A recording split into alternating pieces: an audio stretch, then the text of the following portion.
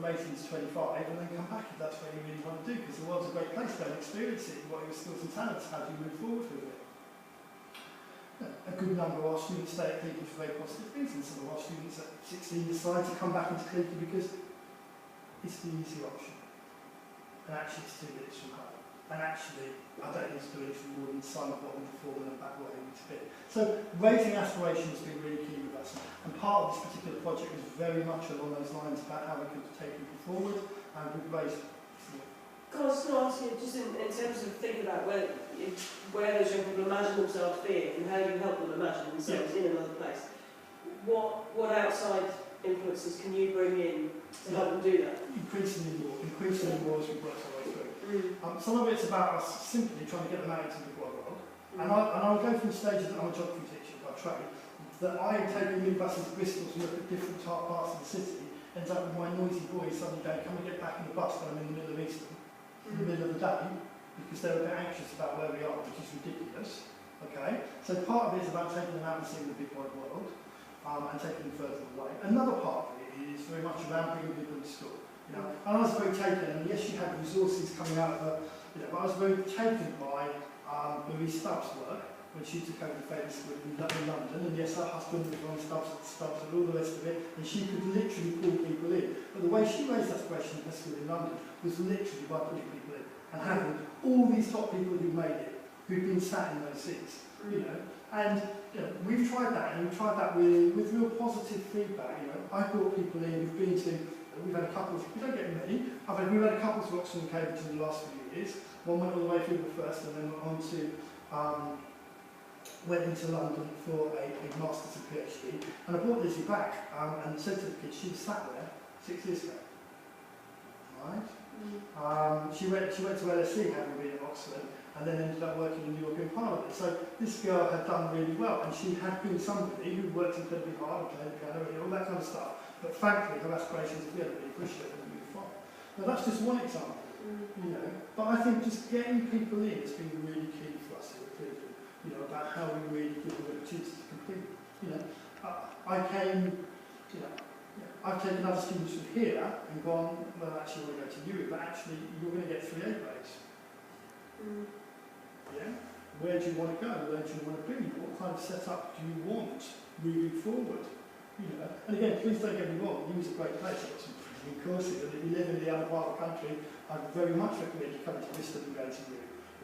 Many of our staff here, that's how they've ended up in the West Country. But for Clevedon people, it's about blowing away this idea that we are junction 21 on the M5. It really is, you know. We are this little town in a lovely setting and all those kind of bits and pieces about how we can raise those operations and really push them forward. It's about getting people in, it's about getting our students out too. It's also about our staff sharing some of their stories too. Because it's always amazing with your staff about who's done what and where they've been. And what kind of things they've got up to before they became teachers, or whilst they've been teachers, or what dare I say, the partners in our staff are always incredibly talented people. You know, to come in and tell stories and make links and work experience. And, you know, I like many sitting with the paper and read about the internet and feel, okay, that just exists. I can't pass comment on whether or not I think it's right or wrong. But actually, it's about us here networking and using our expertise and getting people in and giving students opportunities and all of those kind of bits and pieces that really matter as far as we move forward. Okay? So, just to finish off, okay, again, the kind of lines that we've talked about already, some of them just moving from an exercise book to paper folder, through to spin, bonkers, but it's important that you take them on that journey and hold their hand and hand out an opportunity. Do you do stuff with them at the beginning of the year about organisation and that kind of stuff? Yeah, we do. We very much give them the opportunity to have an induction set up. And in fact, we've kind of gone even further, you know, around the first couple of weeks and what we do and how we do that and how we feed back. So we've kind of gone to a model at the moment by which we have 2 or 3 weeks with us, and then actually we want the parents in and we want to show them the work and we want to talk them through the process and we want them to have that opportunity. You know, because one of the deals here is that many of our parents, we have many students here who, if they go to university, are the first people through in their family. And there's also a lot of parents in Clevedon who are doing okay, thanks very much, in really good trades, but haven't used their education at all. And they came here. and they have a view of therefore this place and education and understanding. So there is a job for us, certainly at post 16, about moving forward. And I can think of countless parents, but one set in particular that they had no idea that their child could go off to where he went off to. You know, it was just beyond their psyche, out of their range. And actually, you know, talking to them afterwards about the opportunity where they went up to garden parties and all this nonsense to visit their son and daughter, son of this incident, it's just like, we blew the family's remit away. And that's one of those jobs around it. It was interesting to me, I was late this morning to work because I got my daughter at nursery. So I had Wilshire on the radio at 8:15.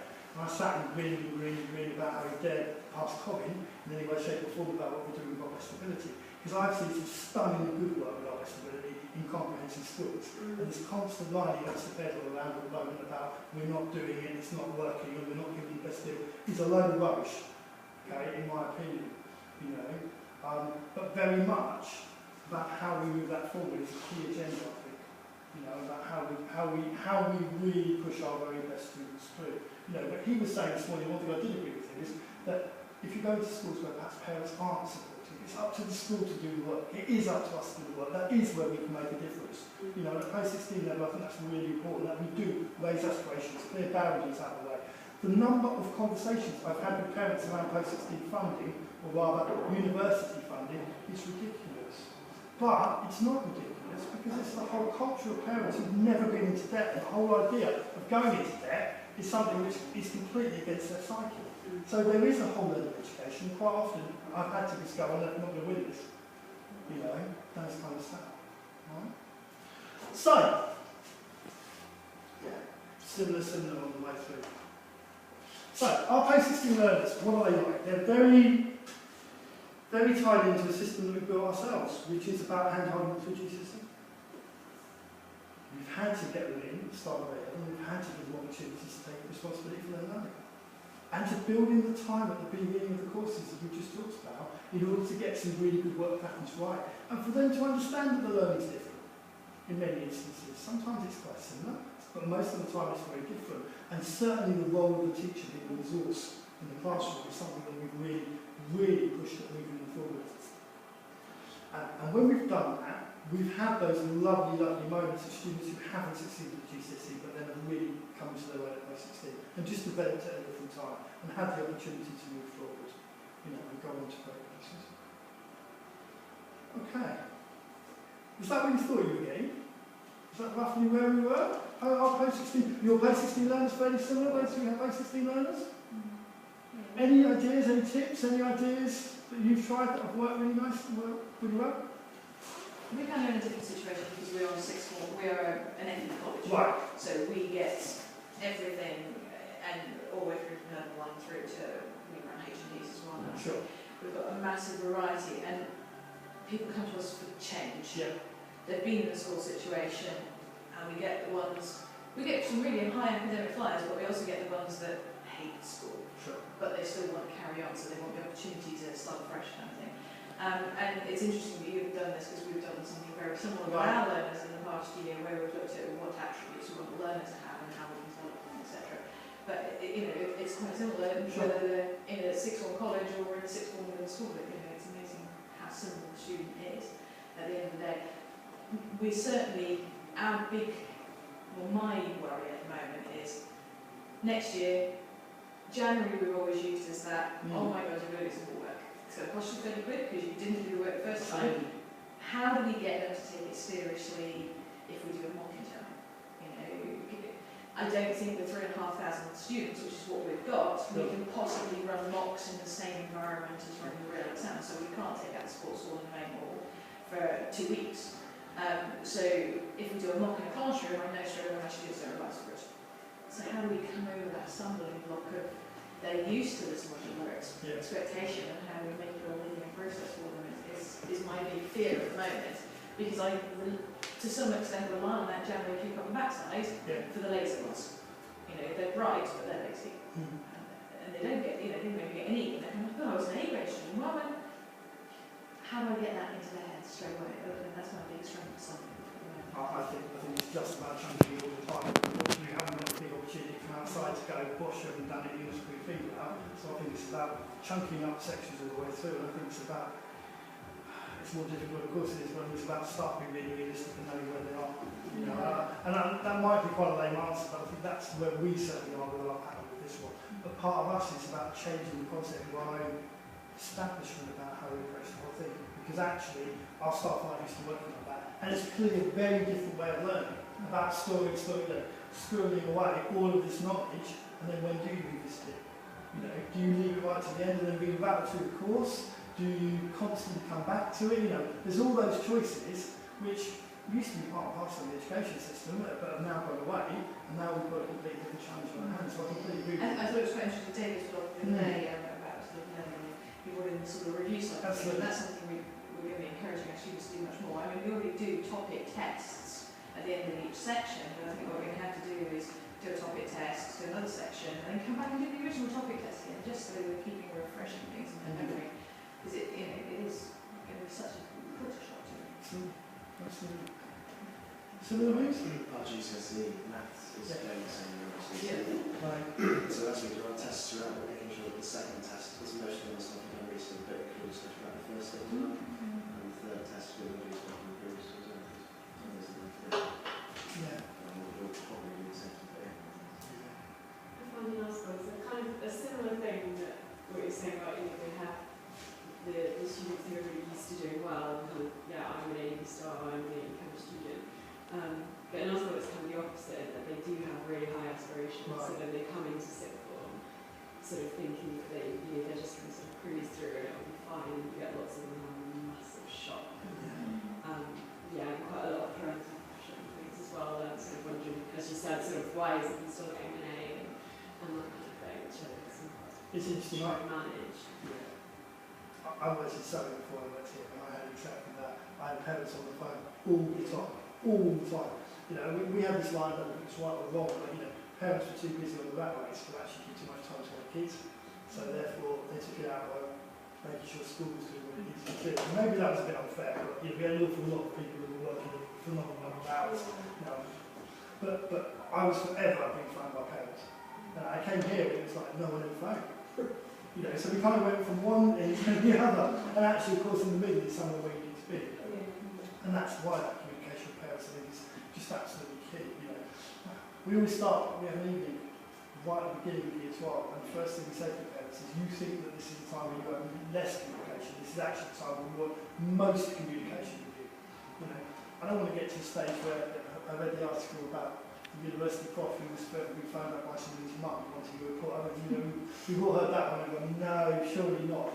You know, we're not at that stage, but certainly we do want parental involvement, because clearly at the end of the day, that triangle which we work all the way through between home and school, you know, and the student themselves is really vital in order to move things forward. You know, if parents aren't around and aren't supported, we can make it work, but it becomes a more difficult gig. You know, it becomes a more difficult gig, and you know, it's a tough one. Cool. Your experiences, similar? Well, I've just got a role as the post-16 coordinator of enrichment. So we kind of, because I think that we went into a house system this year, and I think the sixth form kind of just didn't really fit in with the house system. So we're, you know, trying to rebrand our post-16, because our kids just, you know, they've gone to knowledge. Because the heads of house were kind of like, well, we're not sure if we're meant to be doing attendance, and then the head of post-16 was like, well, no, I'm not. So we've got to kind of go in now, because they just haven't been attended, and it's the biggest barrier at the moment. So, you know, I really like your idea of, you know, post-16 getting involved in an inset day, because I think, you know, as a post-16 team, we know that we need to make it, we need to engage those kids so that they need to want to come in, rather than just thinking, oh, you know, we're just coming in for our EMA. So, completely. You know, it's all around it. Yeah, well, we were really similar to, I had to go to sixth form here, which was, I don't know, 6-7 years ago. We were a really similar game. In the fact the results were fine, the kids came to the lessons, they went home, and that's that. So I looked at Wednesday afternoon activities went straight in, and they were helping involve people, they were doing their sport. You know, this place was great at sport, and suddenly the kids weren't getting the opportunity to play 16. I'm just going, this is bonkers. You know, they go and help in primary schools, they do all those kind of things, they do TV on a Wednesday, you know, they go and chop down trees on Tinsfield, so all of those activities was key. You know, and I know it's an easy gig, but you know, we made it very quickly a link. I'm a geographer, and I've worked in adult education for quite a long time before I came to mainstream teaching, so I set up a link with school in Kenya. I've got 18 kids in